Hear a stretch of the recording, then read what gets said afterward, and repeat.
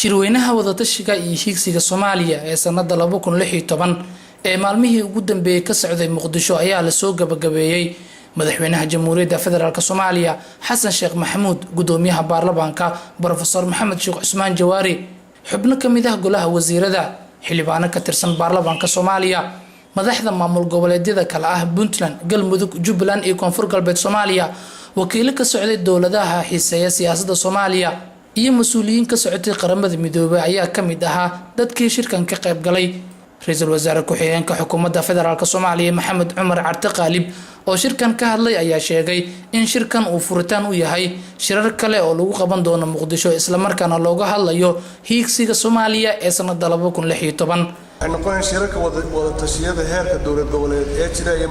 maamuladu ku meel gaarkii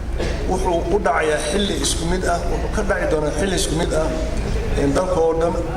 oo markaa wuxuu soconaya muddo 2 maalmood waxayna ka dhacayaan Puntland caasimadeeda, Jubbaland caasimadeeda, Koonfur Galbeed caasimadeeda, Galmudug caasimadeeda iyo Muqdisho. qaybaha dambe ee shirkan waxaa laga soo saaray warmurtiyeed waxaana qodobadiisa ugu muhiimsan kamid ahaa in dalka Soomaaliya aysan ka dhici karin doorasho qof iyo cod ah. waa kan wasiirka arrimaha gudaha ee xukuumadda Federaalka Soomaaliya mudane Odawa oo war-saxaafadeedkan saxaafaddu aqriyay. madaxweyne xasan sheekh oo shirka daahfuray ayaa mar kale hoos ka xariiqay sida ay uga go'an tahay dowladda federaalka xaqiijinta wadatashi daahfuran oo loo dhan yahay kulamadaas oo ay ka soo bixi doontaan hanaan doorasho oo dhacda 2016 iyadoo aan muddo kordhin lagu sameyn doonin hay'adaha fulinta iyo sharci dejinta dowladda federaalka. Number 4 ergada madasha wadatashiga qaran waxay isku raacday habraac howl fulineed facilitation guide oo tilmaamaya hanaanka uu wadatashigu u dhacayo iyo soo jeedimaha kala duwan ee doorashooyinka ku dhici karaan 2016. Number 5 ergada madasha wadatashiga qaran waxay isku raaceen in daahfurka haatan lagu jiro aysan saamaxaynin isla markaana suuragal ahayn in la qabto doorasho qof iyo cod ah sanadka 2016 laakiin la qaban karo doorasho dadban taas oo ah wixii ka baxsan hal qof iyo hal cod. madaxweynaha Jamhuuriyadda Federaalka Soomaaliya Xasan Sheekh Maxamuud oo shirkan soo gabagabeeyay ayaa sheegay in mas'uuliyiinta shirkan ka qayb galay looga baahan yahay inay dhowraan waxyaabihii lagu heshiiyay. qarannimada iyo dawladnimadu ay ku jirtaa marka mar walba aan taas waxayno madashan ma aynan dhihin dowladda federaalka iyo hay'adaha dastuuriga inta isku tagaan annaga wixii go'aaminayna ma ayan dhihin dowlad goboleedyada inay ku jiraan bulshada rayidka madasha inay fadhido dadka Soomaaliyeed qaybihiisa kala duwan oo dhan intii suurtagal ah in la isku keeno waxay ahayd tanazul ay sameeyeen madaxda iyo hay'adaha dastuuriga ee dalka ka jira oo ogolaaday in la ballaariyo ku raadaay